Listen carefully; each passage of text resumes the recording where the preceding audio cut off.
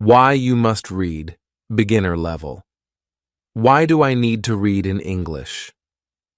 My students often ask me this.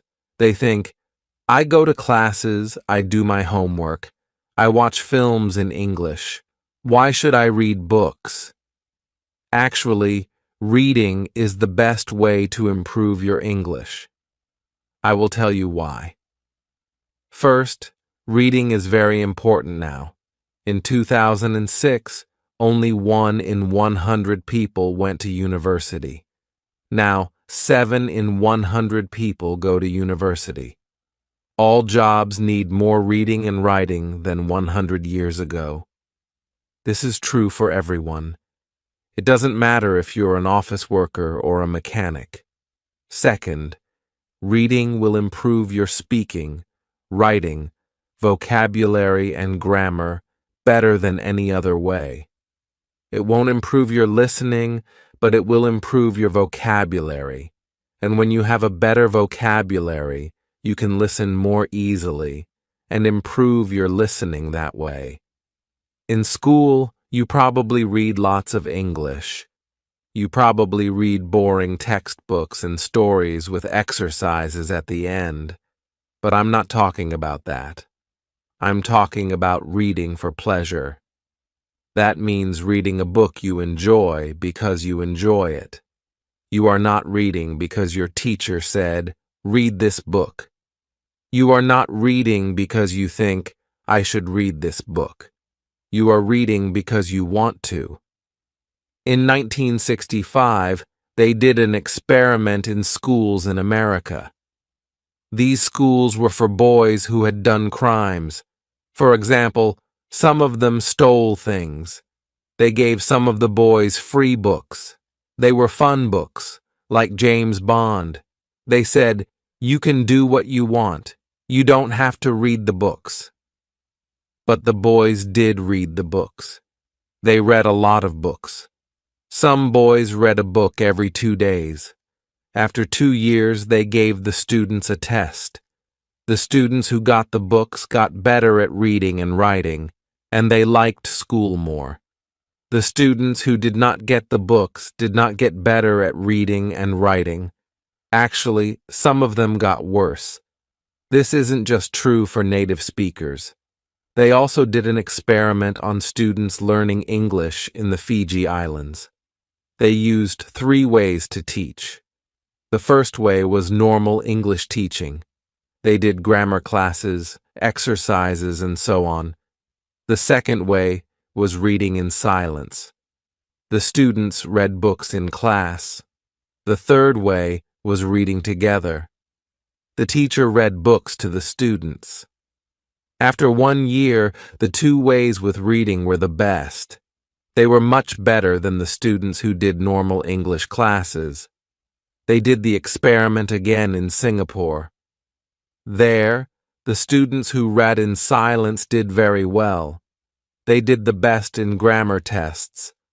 Other students did grammar classes, but they did worse in grammar tests. In normal classes, we try to remember grammar and vocabulary. When we read, we learn them naturally. Maybe you're thinking, when I read in English, it's too hard. I have to use the dictionary all the time. It's boring. I can't do it. I understand. So I wrote this book. I think this book will make you like reading because the stories are easy and fun. The early stories are short and easy, and the later stories are longer and harder. When you finish the book, you will think, wow, I did it. I make a podcast called Learn English with Listening. 9 of the stories in this book I wrote for Learn English with Listening. One of the stories I wrote for this book. But when I made this book, I made the stories better.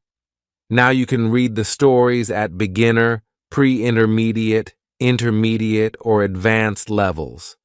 The stories are all fairy tales.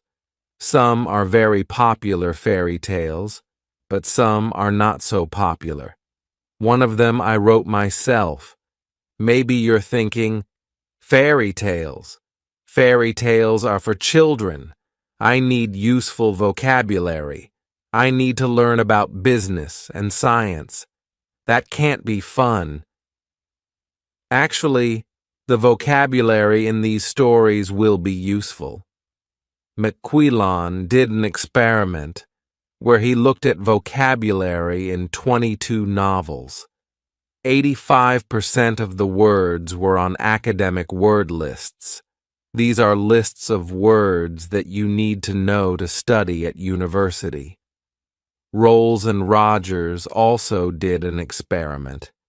They said, if students read 1,000,000 words of science fiction, will they learn important science words for studying at university? The answer was yes. So yes, fairy tales are useful for you too. But I understand if you still don't believe me. When I learned about all this, I found it hard to believe too. But I like to try new things, and I love learning languages. So in 2017, I decided to do an experiment.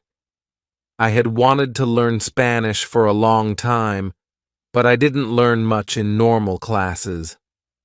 I said, I will read 1,000,000 words in Spanish. Afterwards, I will see what my level is. 1,000,000 words is about 20 novels, so it was a lot of work. I started with very easy reading, like this book. Then I started reading translations of books that I knew in English. For example, I have read Harry Potter and Game of Thrones in English, so I read them in Spanish too. Finally, I read new books in Spanish. I read Latin American authors, that means writers, such as Isabel Allende, Luis Jorge Borges, and Manuel Puig. I loved them. I also listened to podcasts, but I always read the transcripts and added the words to my goal. After I finished reading 1,000,000 words, I wrote and talked to native speakers. I was at an intermediate level. I could understand almost everything I read. I could understand people when they spoke clearly, and I could have conversations. And I had spent most my time reading, not speaking. In 1 year, I learned more than most students learn in 5 years. I didn't try to remember grammar and vocabulary. I learned them naturally. Maybe you're thinking, I don't believe this. Or maybe you're thinking, wow, I'm going to read for hours every day. But I have to say something very important. You must read books that are easy. You must read books that are fun. If a book is too difficult or too boring, put it down and find another one. Stephen Krashen, an expert in language teaching, says, only read things in English that are fun and interesting. Read things that are really easy, that you wouldn't read in your native language because they are too easy. So you can read comics, magazines, detective stories, romance stories, and so on. Don't feel bad about reading translations. If you read very easy books, when you see a word you don't know, you will understand the meaning easily. You won't have to use a dictionary. So what is easy? Experiments show that you should understand at least 98% of the words in a text. 90%? That's so high. I know. But let me show you an example. Here is a text where 10% of the words are not real words. So you should understand 90% of the words. Jerry flurged out of bed and opened the curtains. He bimped to himself as he made breakfast. He made coffee and put butter on his poffer. Someone called his phone and he picked it up. He was very surprised by who was torngling, so his vinky fell on the floor. Is that easy to understand? Could you read a whole book of that? Here is the same text, but only 2% of the words are not real. So you should understand 98% of the words. Jerry jumped out of bed and opened the curtains. He sang to himself as he made breakfast. He made coffee and put butter on his toast. Someone called his phone, and he picked it up. He was very surprised by who was calling, so his Vinky fell on the floor. How was that? You probably didn't understand everything, but it was more fun to read than the first text. That's why reading for pleasure is so great. Maybe you don't understand everything, but you understand enough to follow the story, and you don't have to pick up a dictionary. So if you find that this book is too hard, read something easier. If you find it boring, read something more fun. I know that not everyone likes my writing, and that's okay. Find a book that is good for you. When we have fun, we learn much more. Because I want this book to be fun, it has no exercises in it. I thought about adding them after each story, but I don't think it's a good way to spend your time. Instead, you should read more. Read for pleasure. If you finish this book, you can try the level above. Because you already read the stories, you will know them well, and it will be easier to understand. But maybe when you finish this book, you will love stories. I hope so. If you do want to read more, you can listen to my podcast, Learn English with Listening. I write a new story every week with audio and text, and there are over 100 episodes for you to listen to. Happy reading and happy learning. Why you must read, intermediate level. Why do I need to read in English? I get this question a lot from students. They argue that as long as they're going to classes, doing their homework and watching films in English, there's no need to sit down with something as boring and old-fashioned as a book. Well, to put it simply, they're wrong. In fact, reading is the best thing you can do to learn English, and I'm here to tell you why. Firstly, reading skills are more important than ever, whether that be in English or your native language. In 2006, only 1 in 100 people went to university. Now it's 7 in 100. All jobs, from office workers to mechanics, require far more reading and writing than a century ago. The competition is higher, and readers win. Secondly, reading is the best way to improve proficiency in English overall. Yes, you heard me right. Reading will improve your speaking, writing, vocabulary, and grammar far more efficiently than any other method. It won't improve your listening skills, but it will give you the vocabulary necessary to train your ear quickly. But it's not just any reading we're talking about. In school, you probably read lots in English, boring textbooks and stories with exercises at the end. No, we're not talking about that. We're talking about reading for pleasure. That means reading a book because you enjoy it, not because your teacher told you to, not because it's what you're supposed to read to improve your English. No questions, no book reports, just pure pleasure.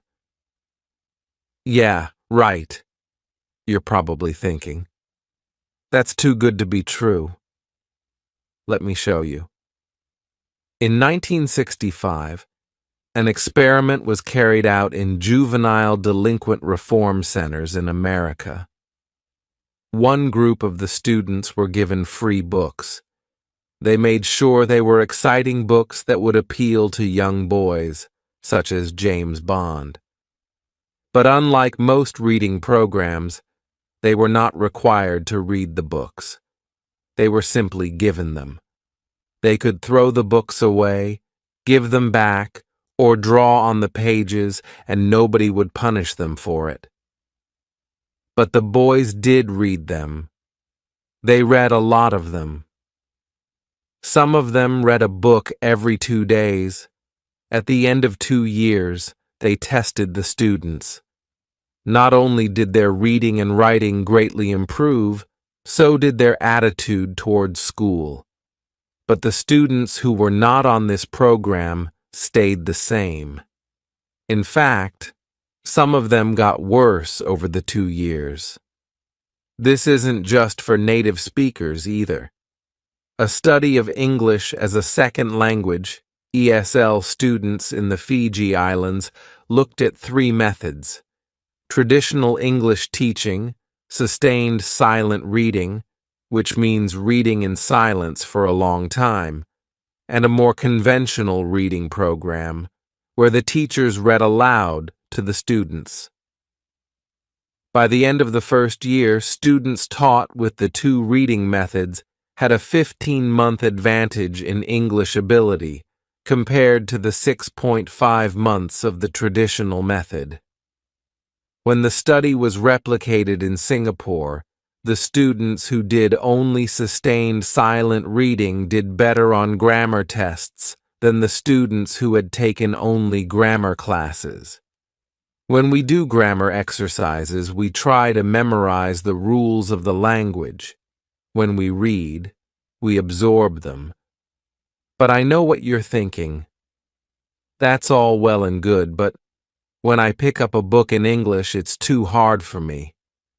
I get bored of looking up words, and I give up after a few minutes.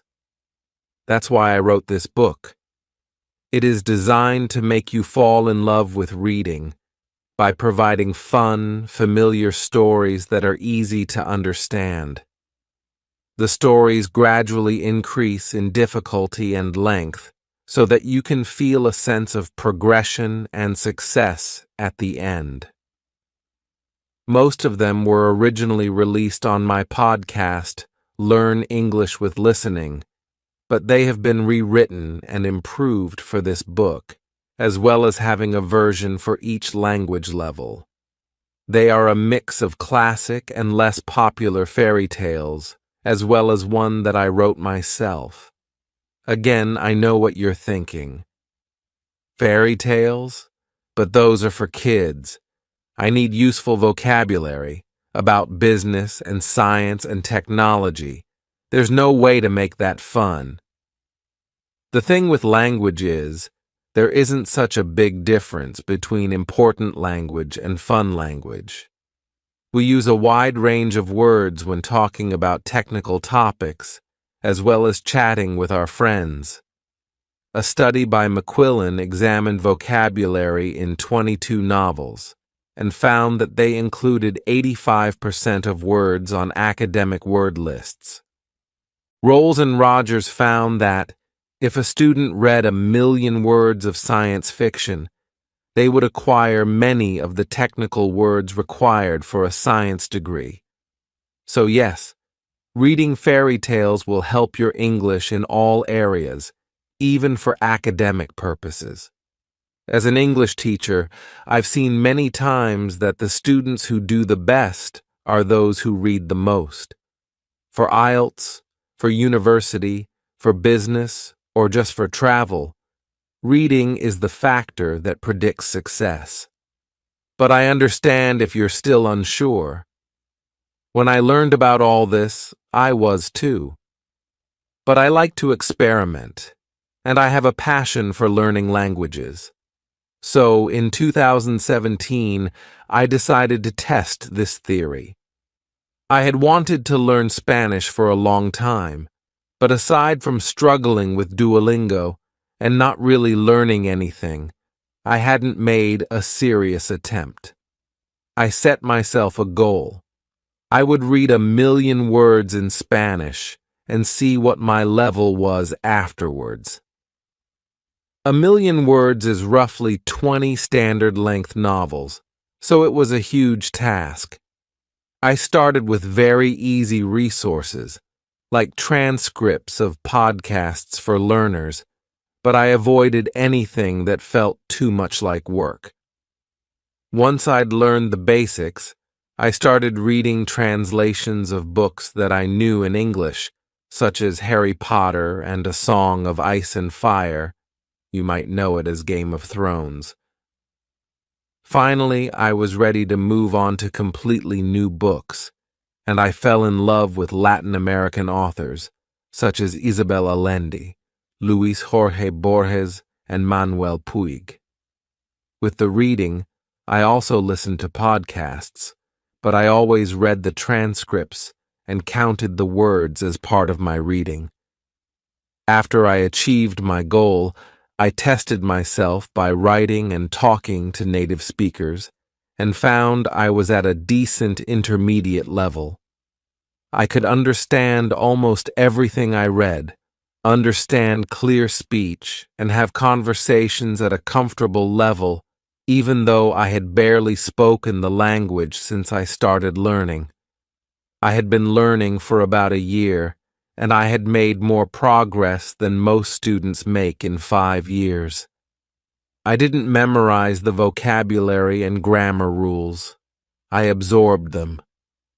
By this point, you're either thinking, this is all complete nonsense, or you're super excited, ready to start reading for hours a day. But the next thing I'm going to say is extremely important. You must read books that are easy. You must read books that are fun. If a book is too difficult or too boring, put it down and find another one. Stephen Krashen, an expert in the field of second language acquisition, says, "Read only material in the second language that is genuinely fun and interesting, material that is so easy that you probably feel guilty reading it in your primary language. This is your excuse to read comics, magazines, detective stories, romances, etc. There is no shame in reading translations. Ideally, you want to be reading a book so easy that when you see a word you don't know, you can understand the meaning from context. Research has shown that in order for this to happen, the text needs to be at least 98% known words. Gusipal Piocentau? That's so high. I know, dear reader, but let me show you an example. Here's a text where I've replaced 10% of the words with nonsense words. That is, it's 90% comprehensible. Jerry flurged out of bed and threw open the curtains. It was a beautiful day. He bimped to himself as he did his daily routine, pouring coffee and buttering poffer.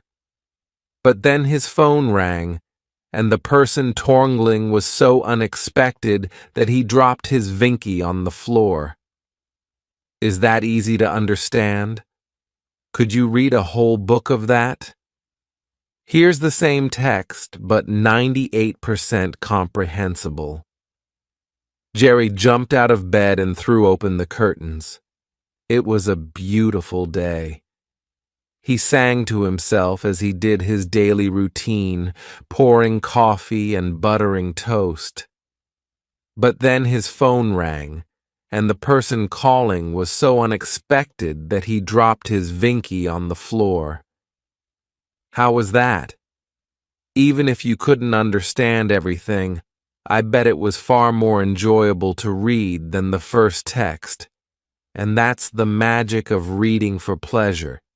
Even if you didn't understand everything, you got enough to follow the story and keep going without having to pick up a dictionary. So if you find that this book is too hard, put it down and read the level below.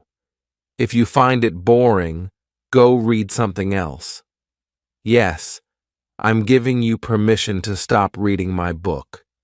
I know not everyone likes my writing style, and that's okay. Find what works for you. As you read, focus on the meaning of the stories and don't sweat it if you don't understand every single word. Just relax and try to get lost in the pages. Believe it or not, when we have fun, we learn far better. The levels of these volumes are based on the Common European Framework of Reference, a system for defining language levels. You'll know them as A1, A2, B1, B2, C1, and C2, although these books only cover A2 to C1. If you're a 1 level, you probably need more guided teaching before you start reading, and if you're C2 level, then you can start reading books for native speakers. A great strategy, if you don't feel so confident about your reading ability, is to start with the beginner level of the book and reread it level by level, going all the way up to advanced. This will allow you to really absorb the new language and gradually increase the difficulty. There is not a huge difference between the intermediate level stories and the advanced level stories, but even rereading the same story twice can be very effective. We need to repeatedly encounter new words and phrases before our brain can really understand them. Finally, this book has no exercises in it. I considered adding them after each story, but it would contradict everything I just told you. The most effective way to spend your time is reading for pleasure, and exercises distract from that. If, however, you finish this book and find yourself wanting more stories, do go and listen to my podcast, Learn English with Listening. I publish a new story every week with audio and text, and there are over 100 episodes for you to listen through. Happy reading and happy learning.